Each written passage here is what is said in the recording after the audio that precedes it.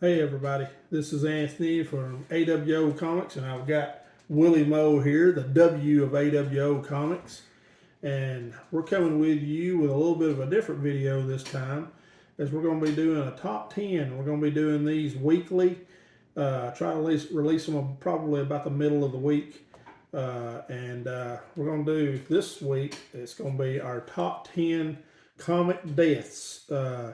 So I'll usually do 5, and then Will do 5. And we'll be back right after this with our top 10 comic deaths.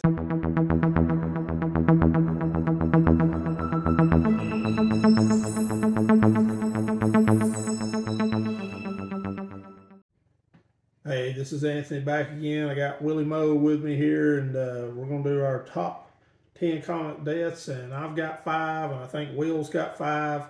And we're going to go through these right quick.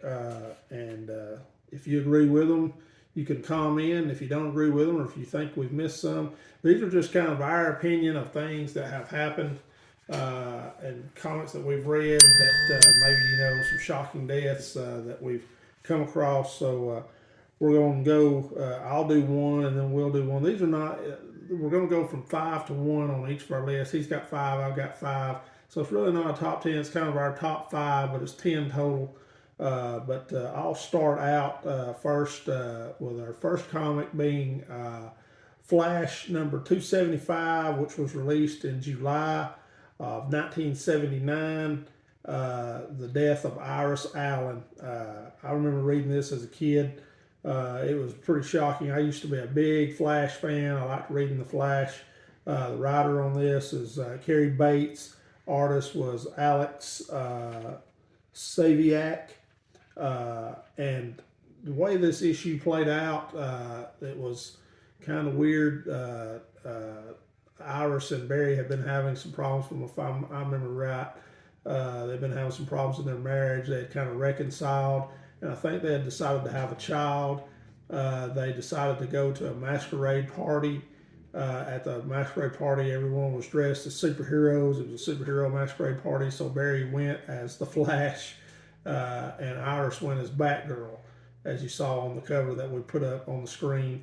There had been a villain in the previous issues that had they had done some experimental work on him, on his brain. He'd kind of got electrocuted. They did like electroshock on his brain. They'd kind of made this guy a raving lunatic, and Barry had been fighting him. He had super strength, and Barry had been the Flash had kind of been going at it with him, and he had escaped and was dangerous. And sometime during that party, Barry got drugged. His drink got drugged, and he passed out and was really having a lot of problems being able to stand up. And Iris had excused herself and went into a different room. He heard Iris scream, and he goes pounding into the room upstairs, and there is Clive Yorkin, the guy that the Raven lunatic, and he had crashed through the window, and Iris was laying there dead. Barry then assumes that Clive Yorkin was the killer, and he goes back out the window he came, and Barry's having all kinds of problems, but Iris is dead, laying there dead. As we go on, you'll go to, it took almost a year to sort all this out, who Iris's killer was. In Flash 283, which came out in March of 1980, which is almost a year later, and that was also Cary Bates as writer, and Don Heck as the artist, with a cover by Dick Doriano. And it was revealed in this issue that Professor Zoom, the Reverse Flash, Eobard Thawne, was actually Iris's killer. He had been in love with Iris for years, and he had actually came in and vibrating very fast, had put his hand in Iris's brain, killing her instantly. And he reveals that to Barry in that issue, in which Barry goes on and sends him into a realm in that issue, and it whole went out. And eventually he kills him, but it just was a whole long drawn out thing. But that was my number 5. Very lengthy, but it actually spanned over 2 issues as you found out who Iris's killer was. And now we'll go to Will for your number 5. All right, my number 5 was Fantastic Four number 587, and this was called The Last Stand, and it was released in June 2011. And it was the death of Human Torch, aka Johnny Storm. Um, this had happened when Johnny Storm was fighting an insect army. Fantastic Four were fighting an insect army. Then they couldn't fight them off, and Johnny held them off while the others escaped. And it was very hard on the Thing. All right, so now we'll go to my number 4, which is Crisis on Infinite Earths 8. November came out in November of 1985. The death of Barry Allen, writer Marv Wolfman, artist George Perez. Cover art was also done by George Perez. What I remember about this issue was that we were promised a lot when the Crisis on Infinite Earth series came out. I remember as a kid in 1985. Actually, I was. I was about 16, I guess, at that time, but I was still reading comics then. And I remember when that came out, we were promised, that the DC universe was not ever going to be the same again. That the multiverse, so they called it parallel worlds in those days, was going to change forever. And we would see things in this series that we couldn't believe. So reading it, you kind of really didn't know what to expect. But by this time, in issue 8 of Crisis on Infinite Earths, the Anti-Monitor had captured Barry and was using him to control his antimatter cannon that he was destroying these worlds with. And Barry decides to make a stand, and he had been running all this time to give it the positive energy needed.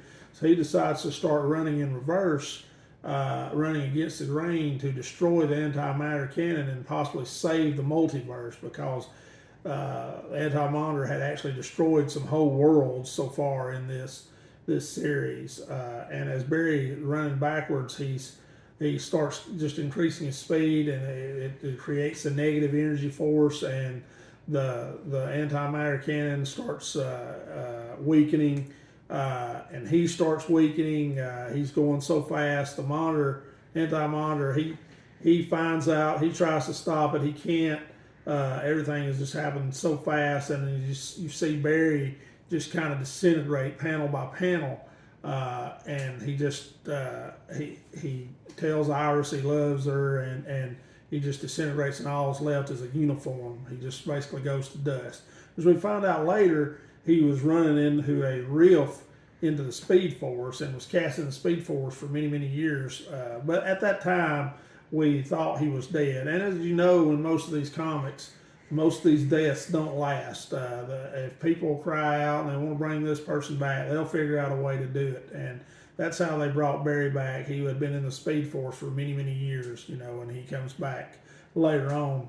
But that was my number 4. Now we'll go to Will for his number 4. My number 4 was the death of the Wasp, which was in a comic book series, which Marvel was having a little fun with, and it was called Ultimatum number 2. This is when Hela made a first appearance, actually, this comic series, and it was very gruesome, had a lot of gruesome deaths in it. And number 2 was also the death of Professor X, which he also died with the Wasp. And the way the Wasp died was very, very gruesome. Since Magneto in this plot line had decided to wipe out all of humanity, and he started causing seismic waves across the Earth. And during those seismic waves, Wasp, Yellow Jacket got lost with each other. And Yellow Jacket, as her husband, was looking for her, and he eventually found her, but sadly, the Blob was eating her, had ate her, like, completely, cannibalism. And out of pure anger, Yellow Jacket ate his head off. And it's a very gruesome comic. I do suggest the comic book series. It's a very good one. Marvel had a lot of fun with it, but there were a lot of hero deaths. Very gruesome. But let's move on to Dad's number 3. All right, number 3 for me is Batman 428, A Death in the Family, the death of Robin Jason Todd, December 1988. Writer Jim Starlin, artist Jim Aparo, cover by Mike Magnola and Anthony Tollin. Uh, this book has received a lot of critical acclaim over the years, and it's also received some criticism too because at the end of this book, they actually had a number put up where they were going to allow the fans to decide Robin's fate, whether he lived or died. And Jason Todd was a very popular character, was not a very popular character with Batman fans at that time. They kind of just thought he was kind of just a Robin wannabe, just kind of a Dick Grayson placeholder. So a lot of negativity on that book about letting children or younger fans decide the life or death of a comic book hero. Just didn't seem. But the way that it all happened in the issue was that Jason Todd had kind of grown rebellious. So Bruce Wayne and Batman, and was doing some things on his own that Bruce Wayne didn't like, and he had kind of shut Jason Todd down and was not allowing him to go with him on a lot of the exploits that Batman went on. So Batman had gotten word that the Joker was going to be dealing arms, was going to be selling arms over in the Middle East. So he goes over there to try to catch Joker. And in the meantime, Jason Todd finds out that his mom is still alive and should have been thought dead for a long time. And she's also in the Middle East. So he actually goes over there as well. And while they're in the Middle East, they meet up. And they kind of reconcile. Batman and Robin do, and Jason do, and they decide that they're going to try to catch the Joker together. But they wanted to see if they could help Jason find his mom first, which he does find his mom and start spending time with her. And Batman goes off on his own to try to figure out what's going on with the Joker.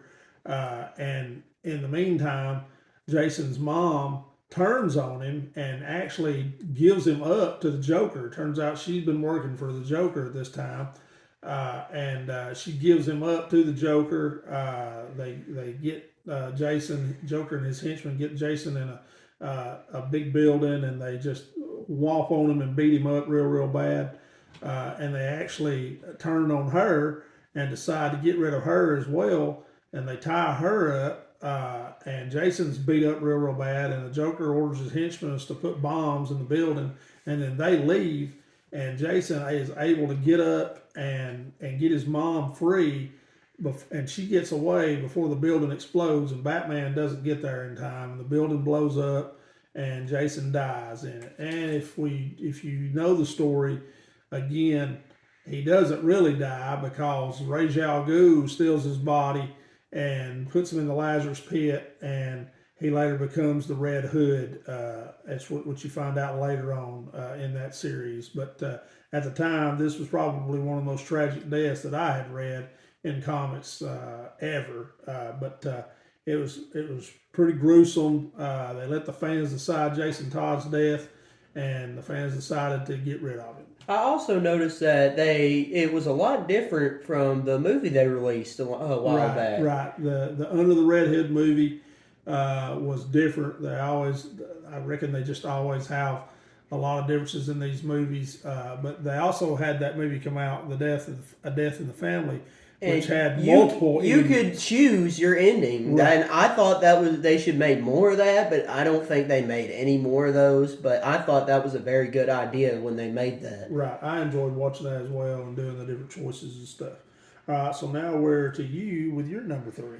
Okay, and for number 3, I've got Uncanny X-Men number 137, The Child of the Light and Darkness. This was the death of Jean Grey, which was the Phoenix.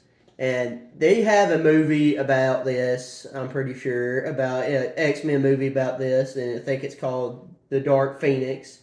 But Not a really big X-Men guy. Not, and I had, now if I'm wrong about any of this, please tell me in comments. But I haven't read a lot of X-Men, so I might get a few things wrong. But the way that Jean died was to save the rest of the X-Men, she came to her senses and she absorbed all her power, and she basically couldn't handle it all, and she died from it all, and she couldn't live with all that power, and she unfortunately died in that comic. But that was the finale, basically, of Dark Phoenix in Uncanny X-Men. Again, I don't know a whole lot about it, but if I'm wrong or missing anything, please tell me in the comments. Well, I do know that Jean Grey has had multiple deaths in the X-Men series, but Dark Phoenix is probably the most famous one that I can remember. Dark Phoenix, was there. Like I said, I wasn't a big X-Men guy, but Dark Phoenix is probably one of my favorite X-Men movies. Yeah, it was pretty good. Anyway, let's move on to your number 2, Dad. All right, well, my number 2, coming in at number 2, is Walking Dead 100. Something to Fear, Part 4. I see you're switching it up a little bit with The Walking Dead. Death of Glenn. That's come out in July 2012. Of course, the writer was Robert Kirkman, artist Charlie Adlard, and Cliff Rathburn. And the cover A artist, which there was a ton of covers on this, was David Finch. But essentially, Walking Dead, if you read the series, and this was the issue number 100, and everybody that had probably read up until this knew something big was about to happen. This was actually part 4 of a 4-part series, or I think it was a 5-part series of Something to Fear.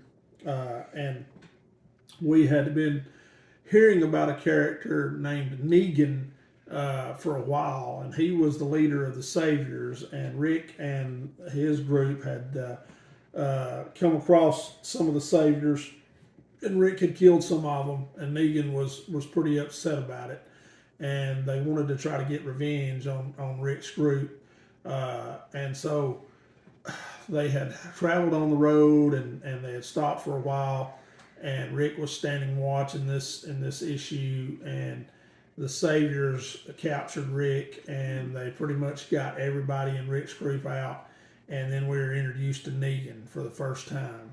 And he is just an unbelievably mean guy. And he cusses like a sailor in this comic.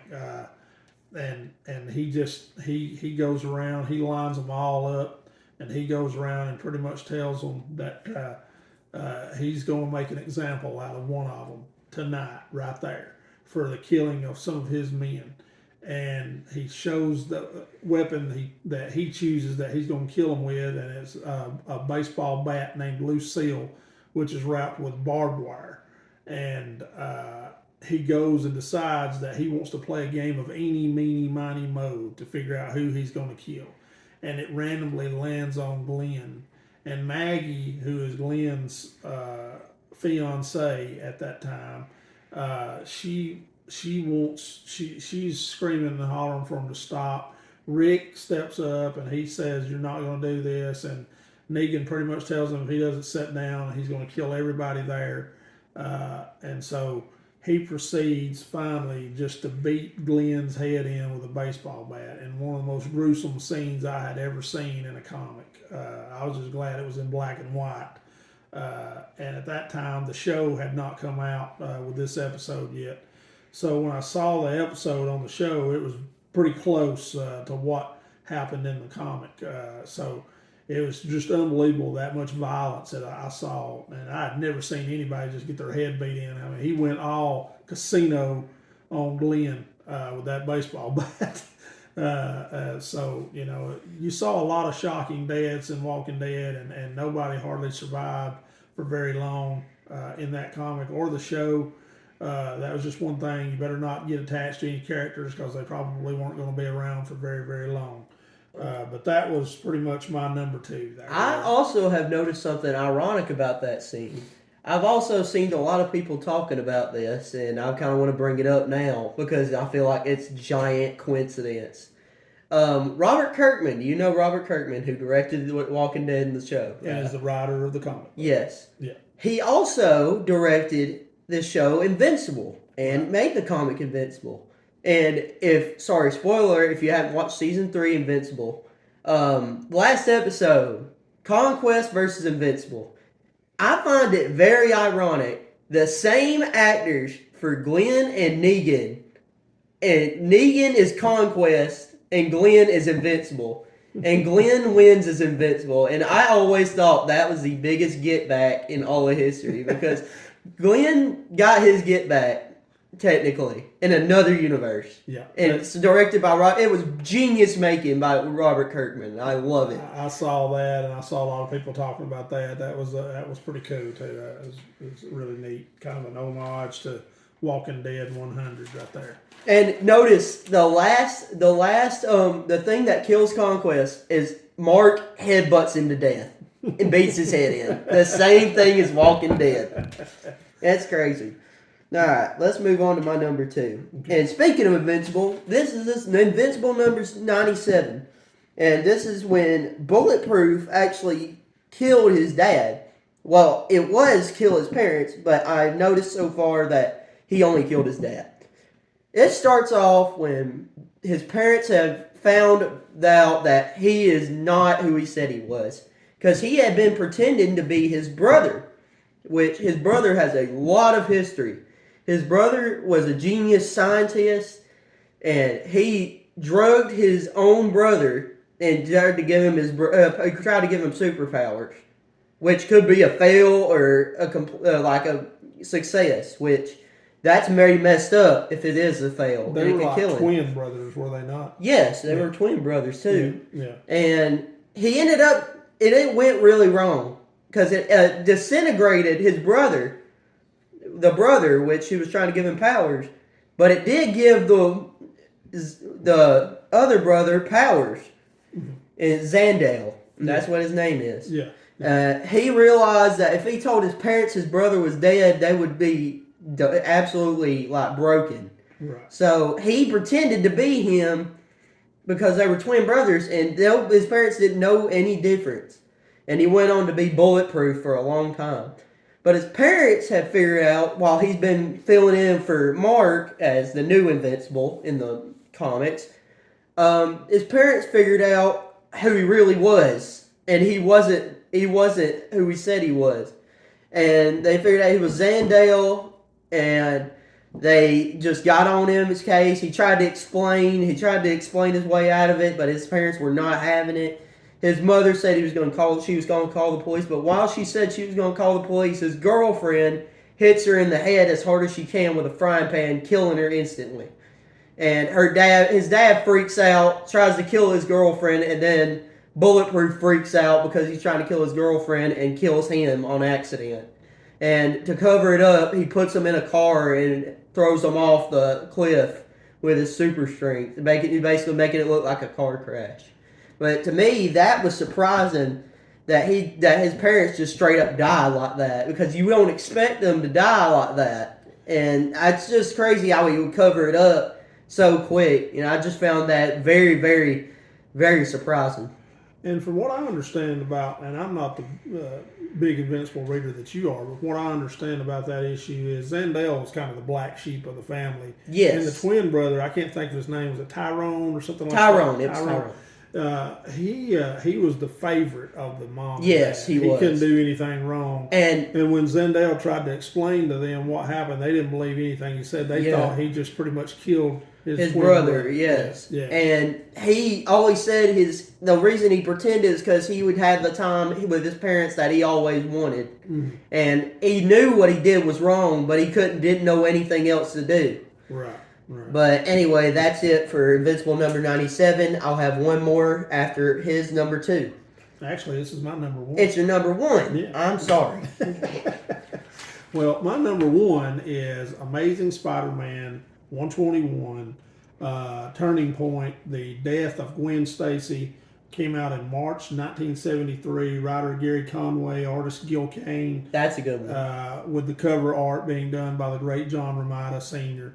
And kind of the way this issue went, Harry Osborn had been on drugs for a while. He had taken LSD. He had had gotten really, really sick, and Norman and Mary Jane and his dad Norman and Mary Jane and Gwen were all there at his apartment trying to make sure he was going to be okay. And Peter comes in, and Norman Osborn accuses Peter of it being his fault that Harry was the way he is. I don't know how, I can't remember exactly why Norman thought that, but he was blaming Peter for Harry being on drugs as bad as he was. And then Norman starts remembering he had amnesia from being the Green Goblin, and so he did not remember that he knew that Peter was Spider-Man, but he did start remembering that he was the Green Goblin, and so his mind starts snapping and warping and stuff, and he starts remembering that he's the Green Goblin. He finds some of his old equipment, and he decides to kidnap Gwen Stacy. And then he lets Spider-Man know and Clue that he's got Gwen Stacy and he's got her on the George Washington Bridge. And so Spider-Man goes to the George Washington Bridge to try to get Gwen back. She's laying there with Green Goblin motionless, and he flies off, and Spider-Man lands there next to Gwen, and he's trying to help her, and Green Goblin comes by and he knocks Gwen off the bridge. She starts falling. Spider-Man shoots his web down and grabs her right before she hits the pavement. And thinking he saved her, he's pulling her back up, and he finds out that her neck is broken, that he had broken her neck when he shot his web down there. But she was going to die anyway, but in a sense, he did kill her with the web. And Green Goblin said in the book that she was probably already dead anyway, because nobody could survive a fall like that. Even before they hit the ground. But of course, Spider-Man goes on and kills Green Goblin in the very next issue. But just that death at that time was probably one of the most shocking things in comics that had ever come around. And I just remember it as a child. And that's why that issue is my number one. And that issue also was in Marvel's top 100 issues. It was voted as the number 6 issue of all time from all of the Marvel books that had been printed out. So I thought that was pretty cool. All right, well, now you got something you want to say? Yes, I got something to say. Wasn't that also the same death in Spider-Man 2? The second? It was a different circumstance. I want to think that Electro had something to do with her fall. I think so. I don't know. I have a feeling, I hadn't watched it in a long time, but I had a feeling that Green Goblin made an appearance or something, yeah, but I think it was maybe not the Green Goblin, maybe the Hobgoblin in that movie, I believe. Or no, I think it was Harry. It was Harry. Yeah. I think you're right. I think it was Harry. Yeah. All right. What's your number one? My number one is probably the most surprising. This will probably be a gigantic. This is probably going to be like, this should be top one. This is probably Invincible number 7, Guardians of the Globe's death. And this one was the most shocking turn, because in the show, you did not know that was coming. Like, he just randomly killed them for no reason. And it was the most shocking thing ever. In the comics, though, he was way more gruesome with the Guardians of the Globe. They had just been introduced, and Mark was already a superhero. And this being Omni-Man, right? Yes, this is Omni-Man that kills him. Okay. His dad, Mark's dad. Yeah. And Mark has already been a superhero in the comics, though. Right. Mark is already a superhero, and he's already got invincible. He's already invincible, and he's met the Guardians of the Globe.